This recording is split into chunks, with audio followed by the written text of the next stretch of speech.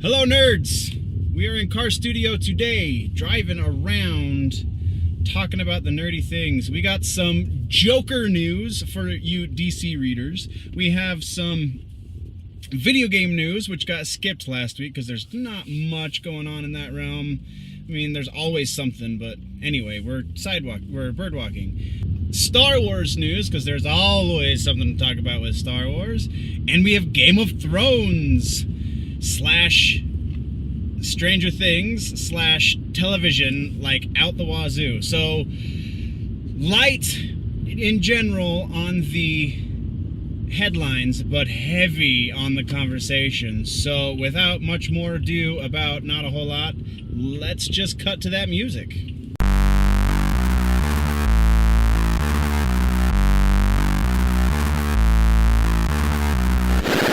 Generally nerdy.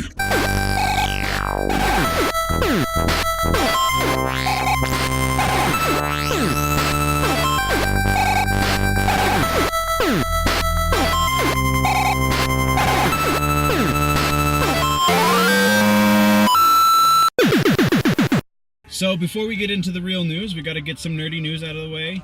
This year, Generally Nerdy is going to go to Salt Lake Comic-Con 2017. This is the 5th year that it has happened, put on by Dan Farr Productions, and I haven't seen any sort of scheduling yet. We are still about a month away from the con, but I am gearing up. The reason we're putting it in the video so early this year is because if you do cosplay and you want to put together a portfolio, anything like that, hit me up, send me an email. I am Dustin@generallynerdy.net. We'll put together a portfolio for you. I'm pretty cheap when it comes to shooting stuff right now because I'm still kind of finding my legs. So if you want to get it done on the cheap, now is the time to do it. Or you can private message me on Facebook, direct message me on Instagram, any of the things, and we will get something worked out. As far as things that we covered last week with the changes in Generally Nerdy, we don't have a guest host today, as you can well see. I'm the only one on camera. I do have some in the works to varying degrees. Whether or not they actually finally bite the bullet and say yes, Lord only knows. Though, if you guys want to help me host an episode of your Week in Nerdom, there is going to be very shortly on the Patreon an option for you to do that. It will not cost you an arm and a leg. There's going to be a couple options. If you are local, you can definitely join me on camera. If you are not local to Colorado, then you can join me via Skype or phone call, whatever you want to do. Hit up the Patreon and help me out and get on the show. Help me host the show, if you will. And with that, we are moving into video game news.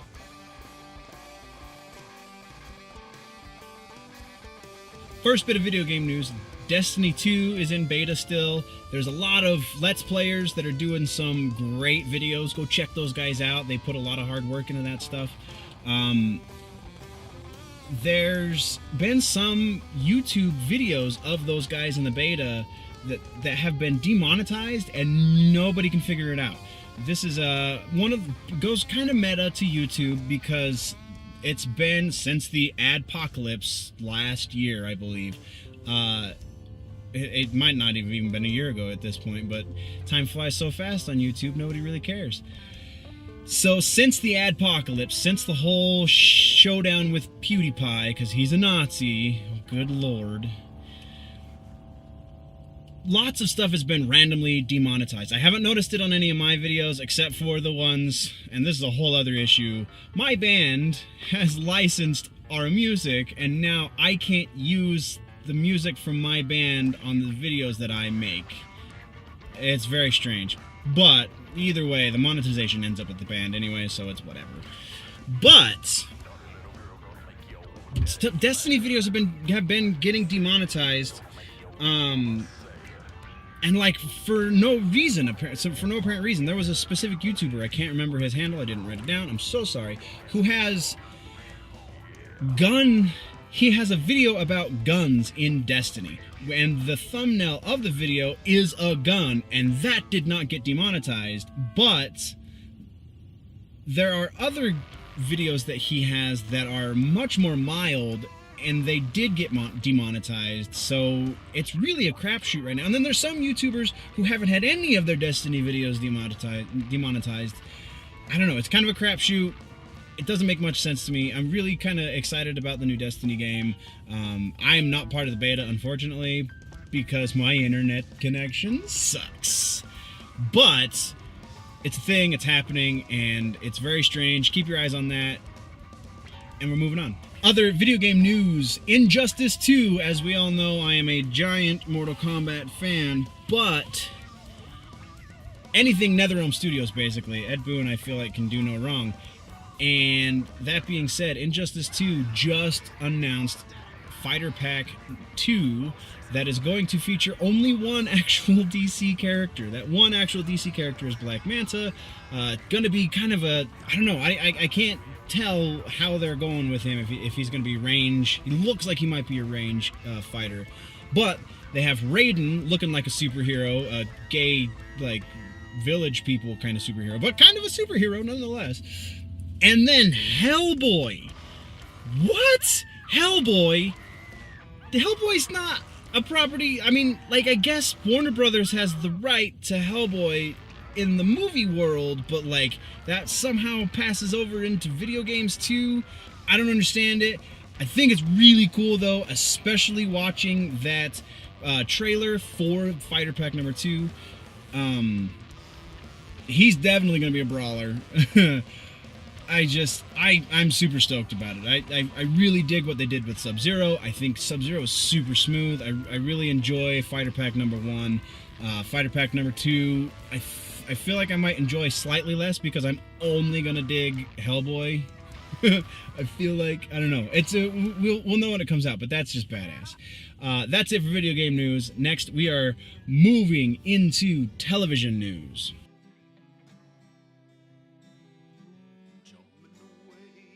Alright, so for TV news, there's a couple of really crazy things that have happened recently. I know there's a lot of stuff that's happening, but we can only touch on so much. These videos are only so long.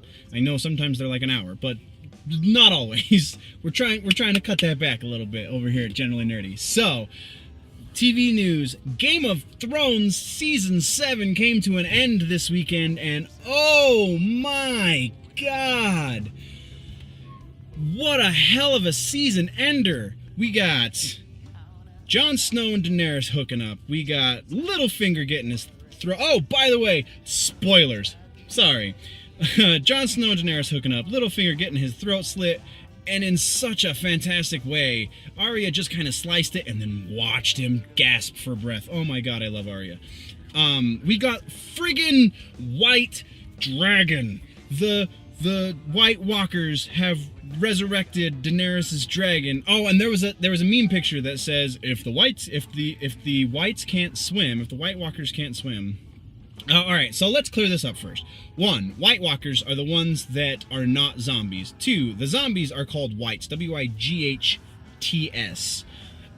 And 3, actually the White Walkers in the books are called the Others. So I feel like I'm not going to use the book terminology because we're beyond the book at this point. So if I say white, I'm referring to the zombies. If I say White Walker, I'm referring to the creatures who are not zombies. Anyway, continuing. We got a white dragon. And the meme picture that I brought up that got the whole sidestep going. Somebody said, well, if the whites can't swim, then how did they get the chains attached to Daenerys' dragon? And to that I say, just because they can't swim doesn't mean they can't sink. So I'm sure the Night King, because he has basically full control over all of the whites, sent a few of them down there with chains in hand, and they attached them, and then he doesn't care if they come back because he's got 1 billion other whites at his disposal. So that's a thing. And why? Alright, so the other thing is, yes, the end of Season 7 was so epic. So totally epic. And so incredibly insane that nobody can wait for Season 8. And Season 8 is going to be the final season. We're only going to get 8 episodes in Season 8. and I don't know. It's gonna be anyway. So what we are seeing now that season 7 has come to its completion is it's becoming slightly less great. There was a moment in time when I was watching it where I was like, oh my god, this might be better than The Walking Dead. And The Walking Dead is the best show on television, and Game of Thrones is number 2. But I was thinking maybe it's going to surpass. This is going in such an incredible direction. And then we got to see the dragon, and it's kind of like, yeah, I knew that was going to happen. Throw me a curveball, George. Throw me a curveball. That's what you do so well. It didn't happen. I really hope we get a million curveballs. Well, I guess we kind of did get 2 slight well, one more than the other. One being that Cersei didn't kill Tyrion. And number 2, that Cersei almost killed Jaime, and then Jaime left. Cersei. Because he's gonna actually follow through on his word, like a knight. It's incredible. And yeah, season 8 cannot get here fast enough. Moving on to other television news. Gotham, A Dark Knight. What the fuck? So Bruce Wayne in the Gotham TV show, I at first thought they were setting up to the current Batmans. They're going to feed into the DC extended universe, the DCEU, if you will. I thought they were going to set that up, and then Affleck was going to be the Batman that David Mazu, I can't ever pronounce his last name right, and I apologize, but David Mozu, yeah, I got nothing. Mazuz. He was going to be the young version of Ben Affleck's Batman. And as David grows, then young Bruce grows, and then eventually we'll see him go train, and we'll see him learn all of these things, and then we'll see that come to fruition with Ben Affleck, and that's not happening. They are apparently jumping ahead a lot now that young David is a little bigger, finally finished going through the puberties. But they're calling season 4 A Dark Knight, Knight. And he's wearing like a cowl, and the teaser trailer was, I don't know, man. I don't know how I feel about this. I haven't talked about it much on the show because they lost me when they were doing their quasi-Joker. I can't even remember the kid's name now. Because it like his face is all cut up, and he comes back from the dead, and he's a ginger, so he's got that white skin, and they're kind of playing him to be the young Joker. And we're going to talk Joker in a minute. But I don't know. I'm going to pass this one off to you guys. What do you think about Gotham, A Dark Knight? Like, it potentially could make it even worse. Hopefully it'll make it better, but potentially it's going to be worse. But what do you guys think? Let me know in the comments. And in our final television news, we have Stranger Things Season 3. Get that? Season 3. Season 3 has been announced. Ross Duffer, one of the Duffer brothers, who puts on the damn show. We haven't even gotten Season 2 yet. Season 2 is October 27th. So Season 3 has been announced to have been picked up, and they're going to start production on it soon. And Ross Duffer said in an interview with, let me check, The Vulture.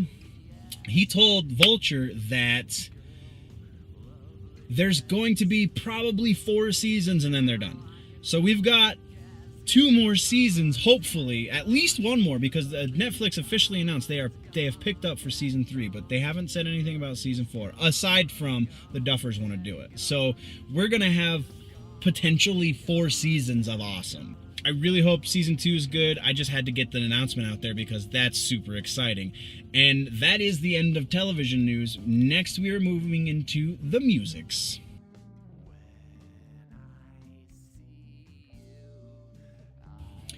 And in music news, so many things. In music news, we're going to get in Avenged Sevenfold. Now, I like Avenged Sevenfold. Mostly.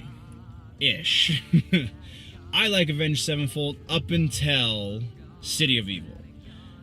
Everything they've done since City of Evil is kinda not that great.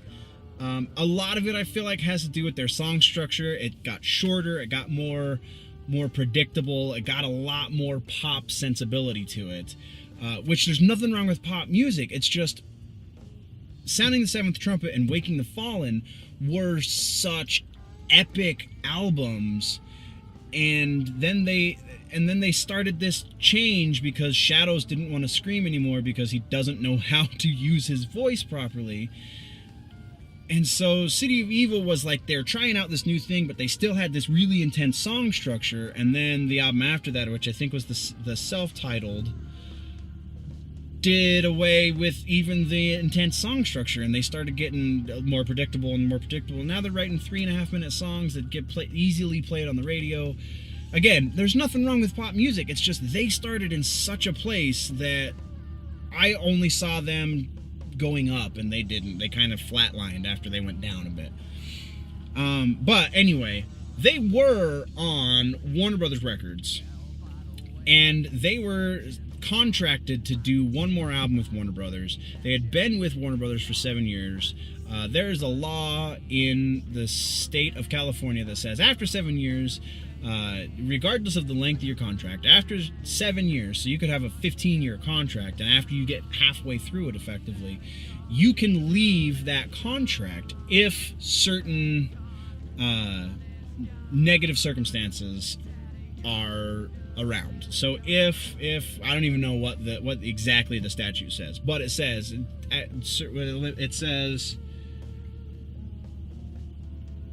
unfavorable conditions. I don't know how that's exactly defined by law. I don't know how it's exactly defined by what's going on with them, but they left. They got out of their contract. And now Warner Brothers Records is suing them for lost revenue, because that is also a part of the law. Is a record label, I don't know if it's specifically for a record label, but this record label, Warner Brothers Records, can sue for lost revenue, and they're gonna sue Avenged Sevenfold and use the sales off of The Stage, which is their newest album, as their metric for how much they're owed. And by all the numbers I've seen, they would have lost money. So they might, I doubt, this is not an actual thing as far as them. They might have to pay Avenged Sevenfold to get Avenged Sevenfold to quit. I don't know. It's weird. That's not how that's going to go. I'm not a lawyer. I don't know what's going on. I just think that's really interesting. That's also kind of precedent setting for other bands, because like we talked about last week, so many bands are kind of DIY, and even Sean Crahan from Slipknot, the Clown Mask, is talking about putting out like concept albums and a double record and stuff, and they're still under contract with it's such a weird state for the music industry right now. They're with a record label, but like record labels are dying. But anyway, I feel like if Sevenfold wins this, they're setting a precedent that could kind of affect the entire music industry. So that's really cool. I don't know. Done with Avenged Sevenfold. Moving on to Mastodon. We just got Emperor of the Sand in March. Brent, Bill, Braun, and Troy are giving us more music already. It's, like I said, such an interesting time for music. They're putting out an EP in September. We just got a full-length album from them in March, and we're getting another EP from them in September. It's only 4 songs. It's called A Cold Dark Place, but it's really, really incredibly interesting. They just crank it out. Their sound is another one that's changed rather significantly. We're not talking too much about that today. We'll do a whole music video if I really get that itch if need to scratch that itch. But that's the end of music news. Next, we are moving on to movies.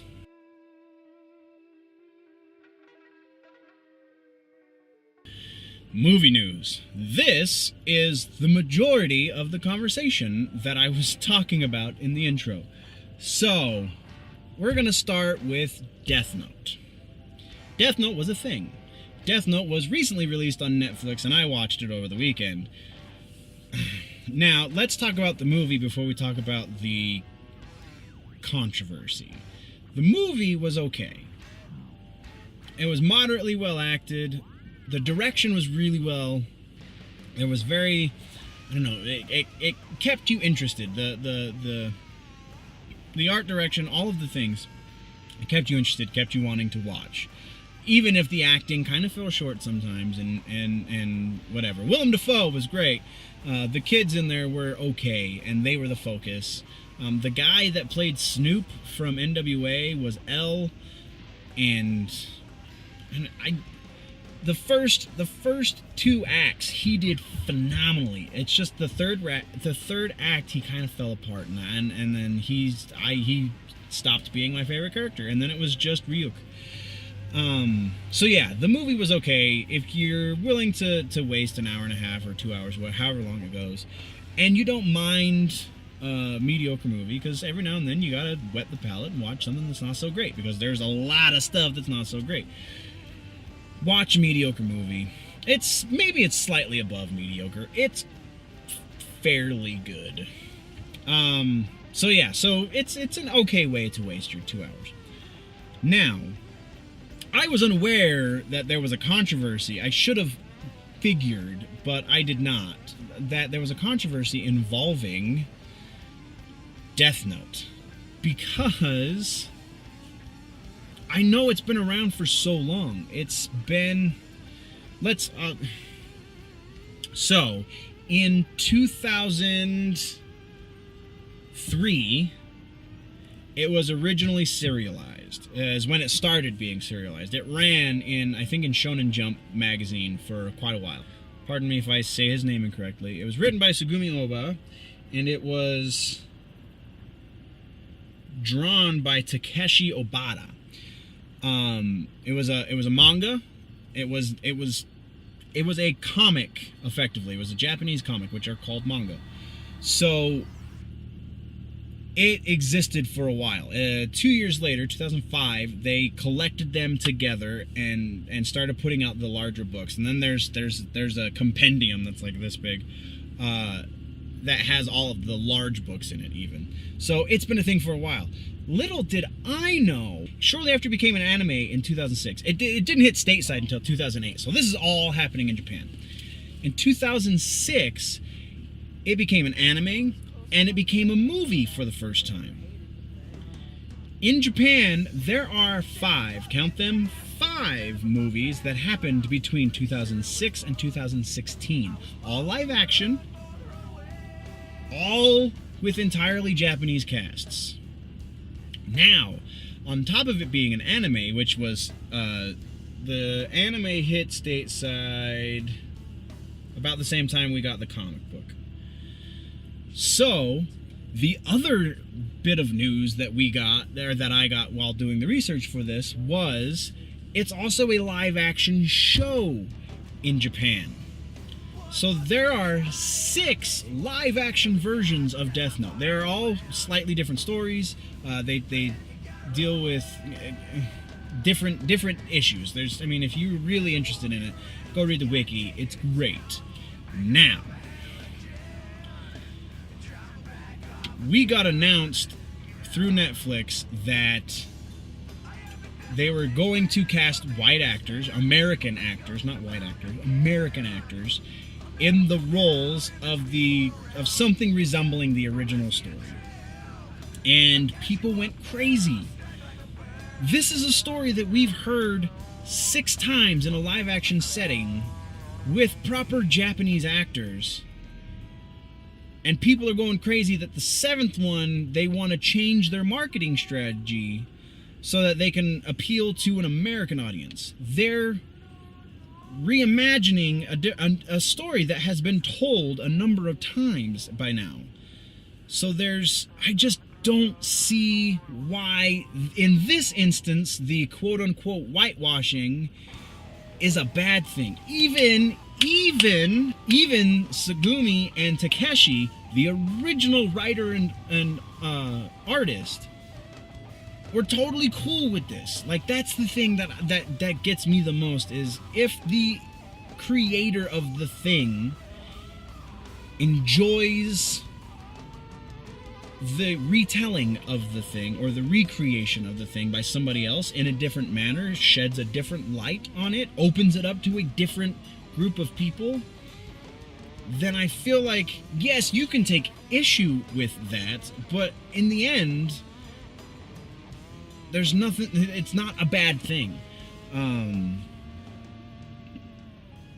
With the comic book changes, I don't know what the original creators feel, because a fair amount of them are dead. So, like, that's slightly different. I'm not trying to backpedal, and I'm not trying to change my stance on anything. I just feel like this is a story, and I totally get that changing Thor to a woman, because Thor has existed for so long as a guy, they wanted to change their demographic. That I understand. It's the way in which they did it that I take issue with. It's the shoehorned fashion in which all of a sudden Thor's a girl. That's the issue that I have. Not the fact that Thor is a girl, but the fact that it just happened in such a poorly told story. So this is a moderately well told story. It has the blessing from the original creators, and is just changing its demographic to an American audience. It's not a white, cisgendered male American audience, because L is a black guy. Wakabi, his man, is a Japanese American. The only white cisgendered male in this movie is Light, who's the protagonist, which in the anime, he's just Japanese, but otherwise he's male, cisgendered, and straight. So they're changing to appeal to their audience. If you want to see Light as a Japanese actor, then you've got 5 movies and a television show to watch. If you want to see a different version of that story, you now have 1 movie to watch. I don't see the difference. Anyway, with that, I'm gonna hand that one over to you. Is there a difference? Is this cultural appropriation? And then I feel like the next couple things we're gonna talk about are going to also be sources of contention. So, moving from Death Note, we're going to Hellboy. Now, Hellboy has a similar issue, but not the same. This is not the same thing. So, let me get my names right. Ed Skrein, Francis from Deadpool, was cast as Major Ben Daimyo. Major Ben Daimyo, as you might be able to tell from his last name, is a Japanese American, as written in the comics.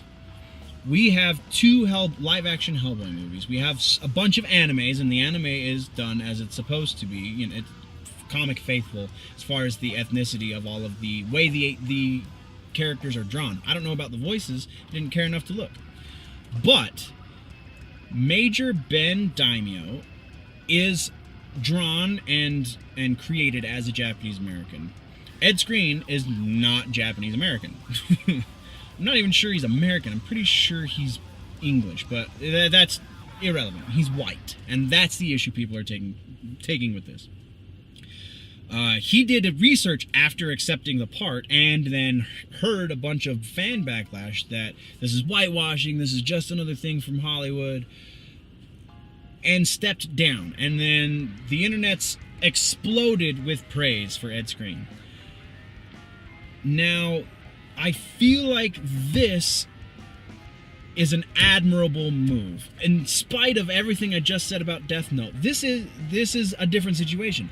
This is the first time Major Ben Daimyo is going to be in a live-action setting. This is a reboot. This is not a reimagining. They're not changing their demographic from where the comic book demographic is the movie demographic. This is going to be a rated R Hellboy. So we have the same demographic. We should have a similar cast of characters.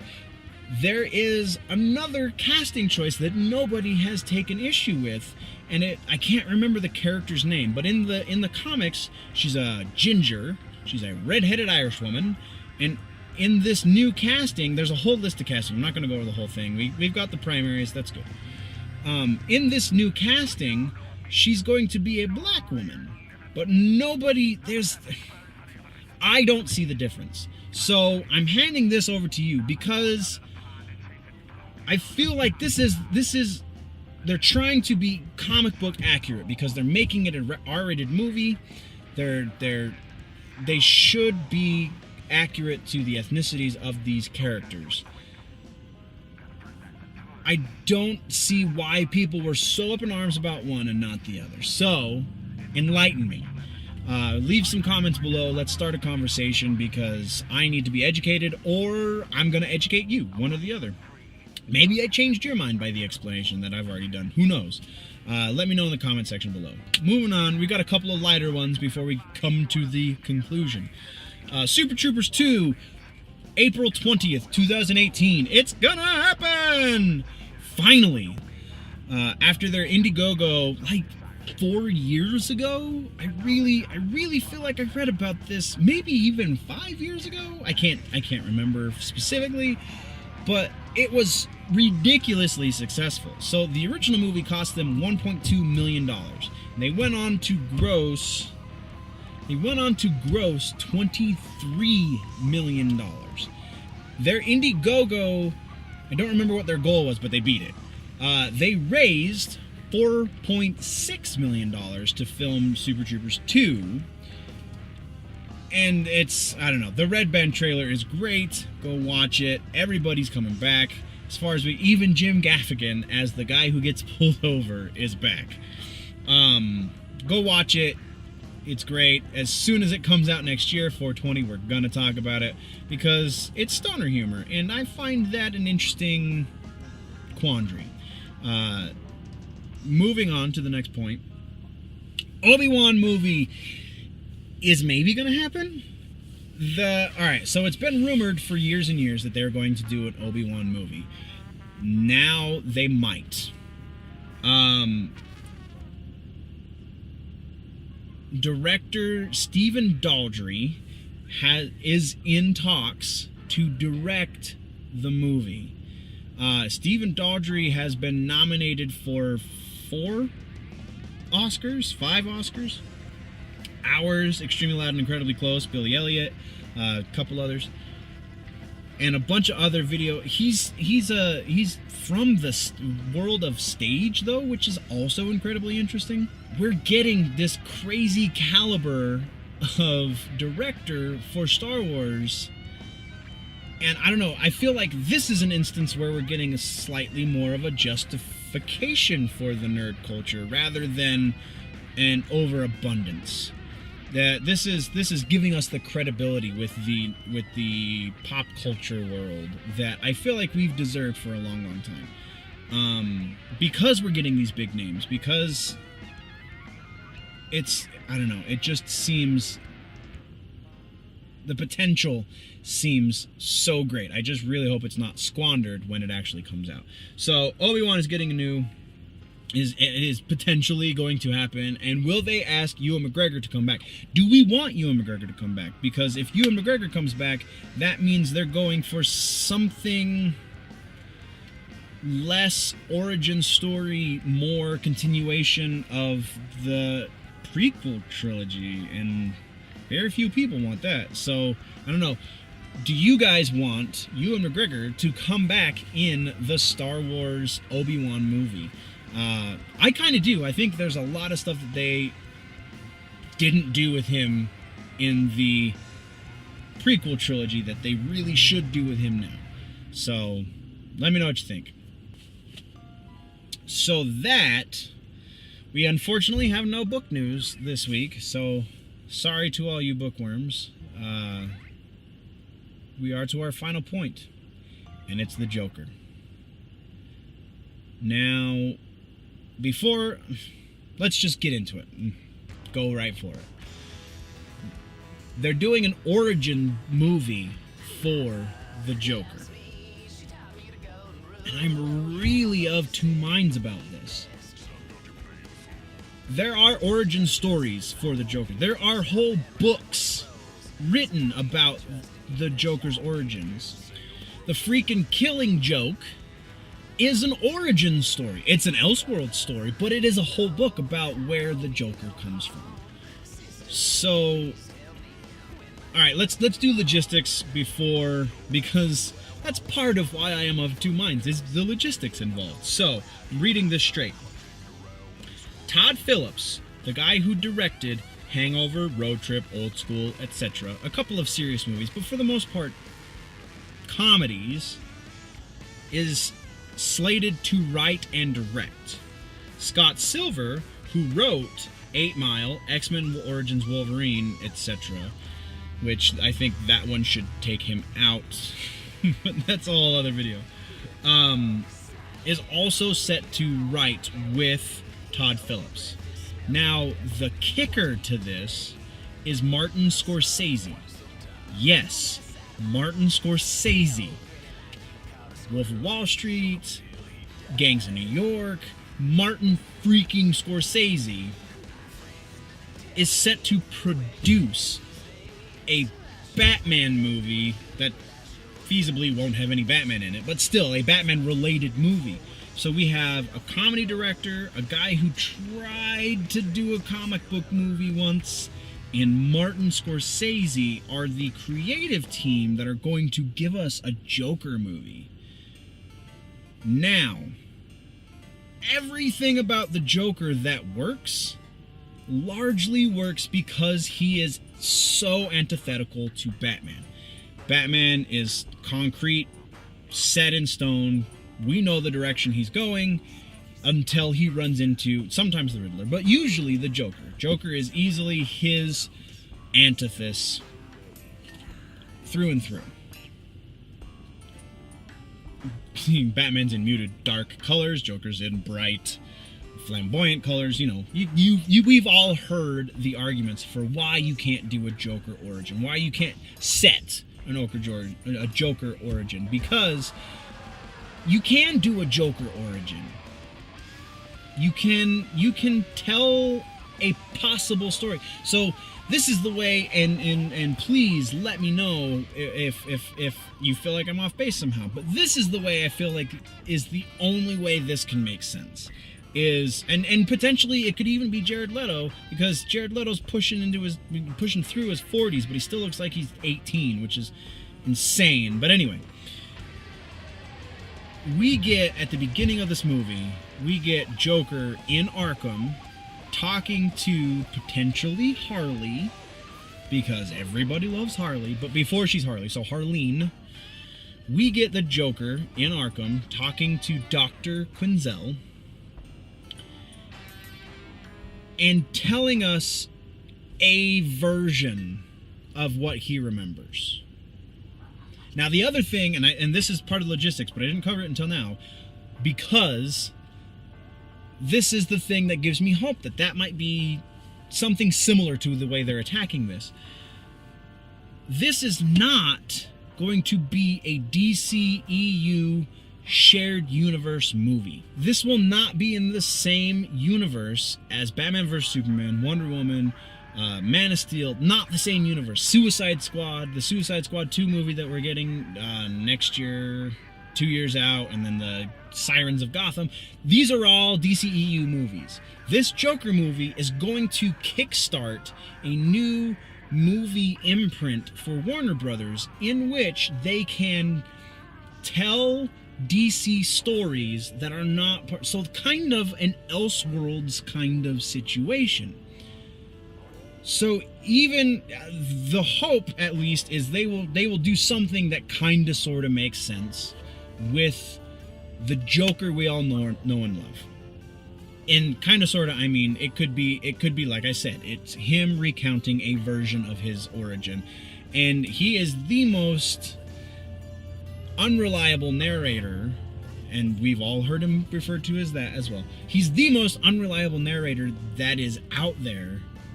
So if he's the narrator for the movie, it will work 100%. There's no way that that movie will not be passable at the very least, and potentially incredible because of the at least the production team. I don't know about the director. I still really feel kind of shaky with that. But it's an Elseworlds story is the best way to look at it. And I am a firm believer that you cannot set an origin for the Joker. His insanity, his perceived insanity, because if you break it down, he's not really insane, but his perceived insanity is one of the things that makes him so perfect as a Batman villain. So if we start to understand him and see that he's not real, or see that maybe he is insane, maybe he's not, whatever. As soon as we start to understand him and start to try and empathize with him, then it changes the character dynamic. And right now, and as it stands, his character dynamic is so perfectly antithetical to Batman that you cannot set. You will ruin the character if you set. This is 100% where the Joker comes from. That being said, this movie, when I first read it, I was like, this is never going to work. That's not a thing. How can you do that? That's not a thing. But I looked into it and kind of sat back and went, this is totally possible. This is 100% a possibility. But I don't know. You guys tell me. Thank you very much for watching all the way to the end. I told you this one was going to be a little shorter. GenerallyNerdy.net is the website. If you enjoy these videos, please subscribe. If you already subscribed, hit the like button. If this is a bad one, hit the dislike button. Just give me a little bit of feedback. Send me some comments down below. Watch some of my other videos. And you really, really, really, really, really have to do one thing. And that is remember that if it's generally nerdy, then it's probably here.